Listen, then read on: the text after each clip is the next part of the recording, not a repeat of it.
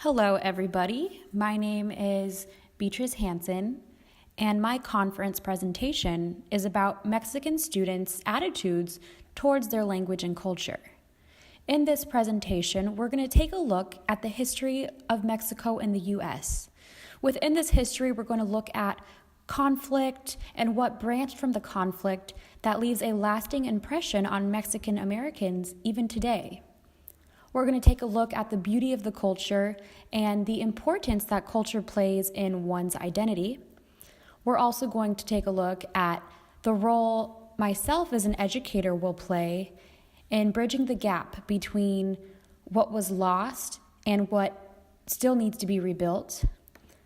And finally, we're going to see how greatly students are impacted when the educational and cultural embrace happens, and this is what will propel, in this case, Mexican students into their future to be able to not only embrace their own culture, their Mexican culture, but also know how to function in their sense of self and their identity and to propel into the future as successful graduates and Americans, Mexican Americans. So we're going to take a look at a specific group of students, first and second generation Mexican immigrants, who oftentimes find themselves to be censored to speak their own birth language and exercise their own culture in order to somehow fit in to what people and society has painted of what is American. This is a misconception, and it's really not true, because being an American is a mix of all these cultures that have found their lives to be here. And the sad thing that many of us, if we just open our eyes, we can see is that families, Mexican families, have prohibited their children to speak their first language and truly exercise and function in their culture in order to better mix and to better acclimate to this American culture. But in reality, them not using their language and not practicing their culture is actually a huge loss for them. And maybe not evident immediately, but later on in their lives and in their identities, they're going to find a lapse and a loss of where they come from, of their roots, and of who their families are. And on a personal note, I am from Colombia in South America, and my culture and my language and my family ties are critical and crucial to who I am as an individual. And I carry that with me in America. And it doesn't make me less of an American. It is being an American. It's who I am, and I'm able to bring that here. And as educators, it is our responsibility to reach out to this group and bring about agency and collaboration to restore heart and value in language and culture. And these are individuals part of our student body. Their well-being is our well-being. And in order for them to thrive academically, we must enable them and thrust them into adulthood empowered to succeed. Let's take a look at the history. Mexico has a very interesting and turbulent historical process with the United States. And in 1848, this was all over territory and land. In 1848, at the end of the Mexican War, was the Treaty of Guadalupe Hidalgo. Following this, businessmen, American business people, politicians sought to keep expanding the U.S. So there was a sale. This sale was called the Gadsden Purchase. And this was the northern part of what was Mexico and is now the southwest part of what we know the U.S. to be today. So a part of Texas, New Mexico, Arizona, California, Utah. This is what was acquired. And so while this was acquired, there was people living there in Mexico, except now it was living there in the new America. So these Mexicans were granted U.S. citizenship and were kind of just expected to snap themselves into American society, and were expected to ditch the very makeup of their culture and of who they are. Language is, the native tongue is so essential to how a human being communicates. And humans' true heart is really only communicated through their first language because that's what they grew up learning. But all of a sudden, after this land acquisition, they were expected to really not speak English and to somehow acclimate and trickle down to what America is. So this American dream was actually more like a nightmare to these newly dubbed Americans. So if we just look at a timeline, 1800s, 1848, Treaty of Guadalupe Hidalgo, 1854, the Gadsden Purchase, and following that, the Mexican Succession, and following that, oppression of these Mexican Americans. And I'm sure it was a very, very confusing time for that people group. And we can just take a look here. Right down in Mexico, this is where all of the issues were happening. And we can just see here that discrimination was so prominent during that time.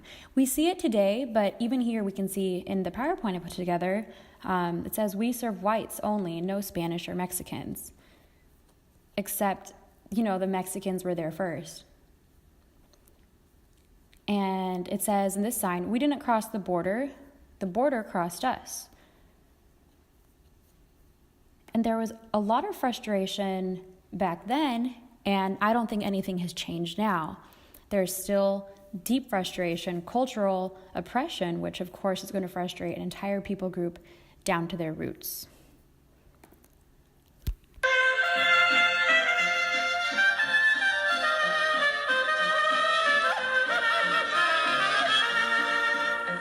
Año de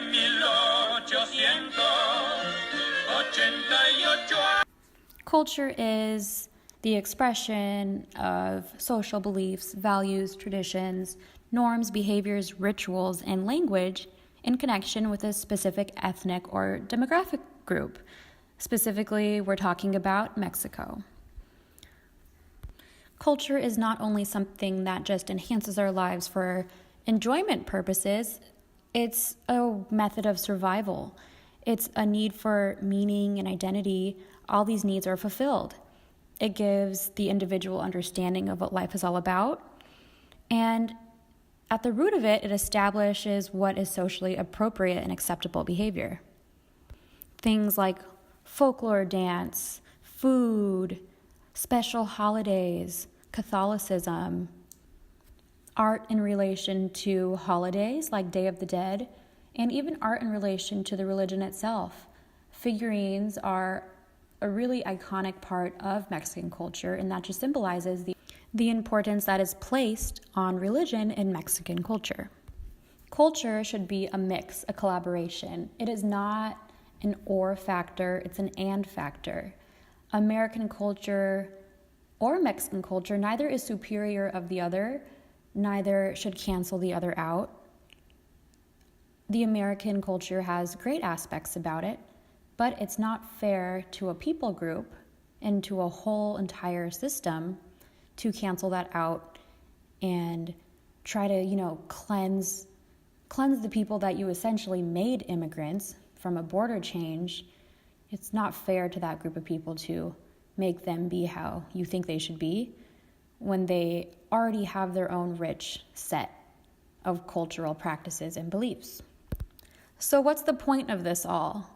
The point is that this cultural break has a deep impact on our students today. Many Latino students drop out of high school before the 11th or 12th grade. And as of 1994, the California Association for Bilingual Education reported that 40% of the Hispanic population did not continue school. And sadly, the truth is that Latino students are the largest dropout group in high school, especially in South Central Los Angeles.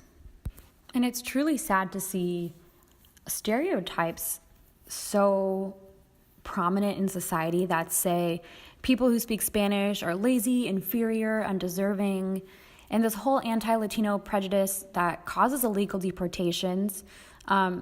This is penetrated into our schools and brings about school segregation, enactments of discriminatory laws.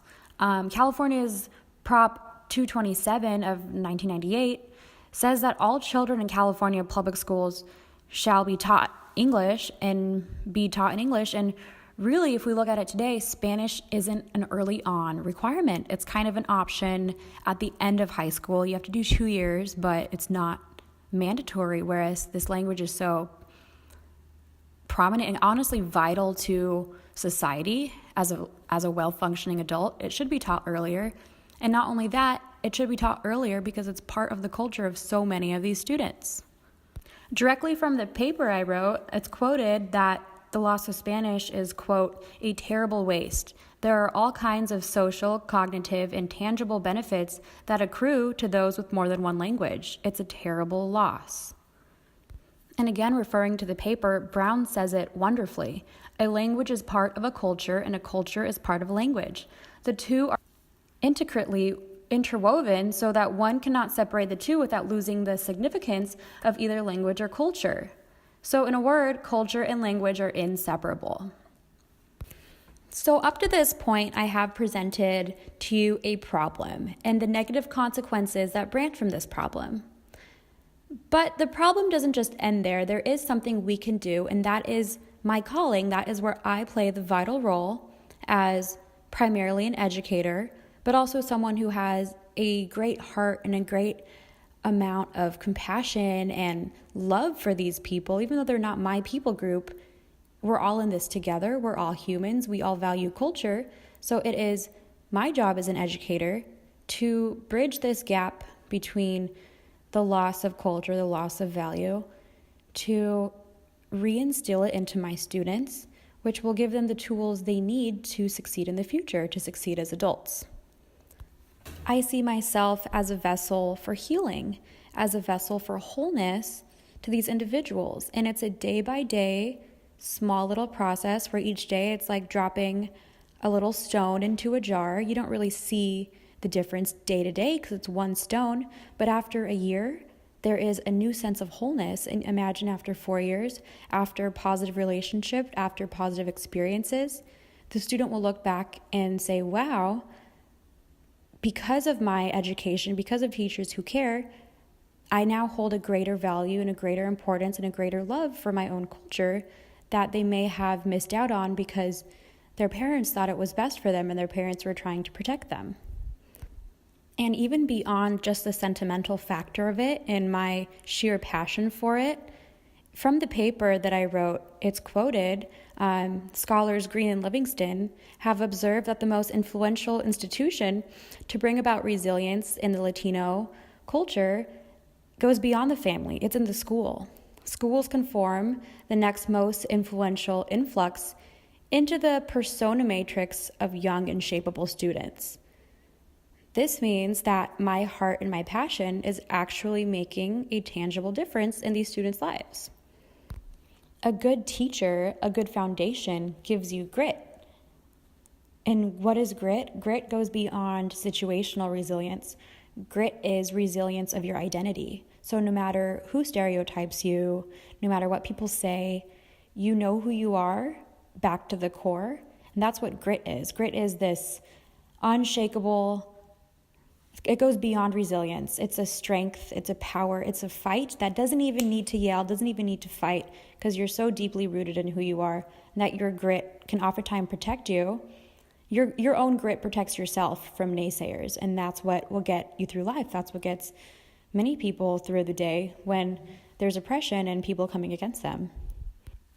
My location of influence is Los Angeles, is the Los Angeles County, the greater Los Angeles County. So with this knowledge, we know that this area is diverse. Not 100% of my students will be Mexican American. So what does this mean for my students who are not Mexican American, whose culture wasn't influenced in this exact way? Well, it's important regardless because it's an opportunity to educate, to enlighten, to inform, and provide an awareness of what these stereotypes are, and provide a place where students can learn the tragedy and pain that the Mexican American people and culture went through and still go through on a daily basis with oppression and stereotypes. And this is what will create a change in opinion and in belief. And we have a new generation of students learning about this in a deeper way And this is what will change the fabric of our society in this sense. In the stereotyped way, we're going to have a new group of students learning about the pain, learning about the value and the importance it is to retain on to a culture, even if it's not theirs. And this is what will change the outlook and provide a more positive view of people different than yourself. And not only students, but also other teachers. It's important that no one is discounted to already be culturally adept and mature just because of age. Cultural acceptance and even just an overall personal education to learn about where other people come from, where your neighbors come from, where the people down the street come from. You're better able to understand the country that you live in, and even how your own opinions and perceptions of people may be causing a lot of harm, even if it's not something you're completely aware of. But then you become aware because you're educating yourself. And that's what's so important about being in this. It's changing really the way the world works. We're going to watch a really short clip, just about a minute long, of a student who experienced cultural oppression as a Mexican-American immigrant, but how the process of education and positive teacher relationships really changed how they feel about being in America and being a Mexican-American.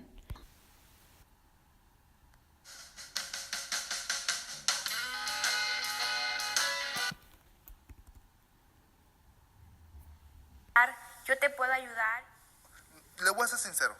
Cuando estuve joven en high school, yo sí odiaba a la gente gringa.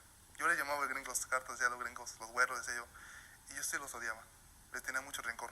Porque nos discriminaban, nos decían cosas, nos decían, regresa a tu país, como dicen, go back to your country. Y decía yo decía, ¿por qué me dicen a mí? Si yo soy ciudadano. Mi papá me hizo ciudadano a los 14 años. Y dice, ¿por qué me dicen eso a mí? Y siempre tuvimos que pasar por mucho de eso, de discriminación y racismo.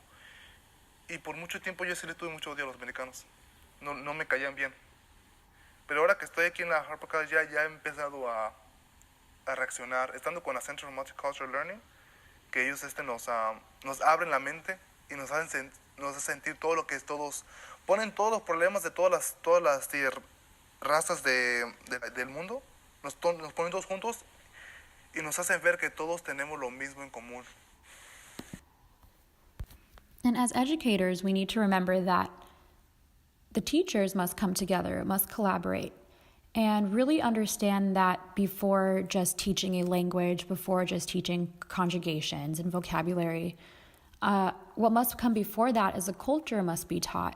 And from the culture, the flow of the language and the value of the language will be instilled in the students. It won't just be learning words. It'll be learning a valuable culture and a valuable language. So before you teach the letter of the language, you must teach the life of the language.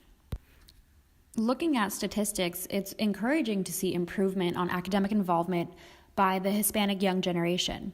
Over the past decade, the Hispanic high school dropout rate has dropped dramatically. In 2014, there were 2.3 million Hispanic individuals enrolled in college. This is a huge increase, and this is a great feat that has been overcome. This is very, very encouraging, but more work still needs to be done. Taking a look back, we can see that in the 1800s, the American quest for monetary superiority really, in reality, crushed a people group. It was a crime against human beings, trapped in the midst of political agendas, resulting in a very beautiful, a very rich people group becoming the target of discrimination and segregation, and a sort of washing away and squashing of culture. The effects of their loss of identity in a language long associated with a culture taken away have caused a great deal of harm to this group of people and to society as a whole. Because when one section of society, especially if it's a large percentage, is suffering, that's going to have deep implications, lasting implications on society as a whole. This disconnection from their traditional culture brought about high crime, domestic abuse, and resentment to society, and a lost sense of belonging. Now it's time. Now it's time to halt and heal.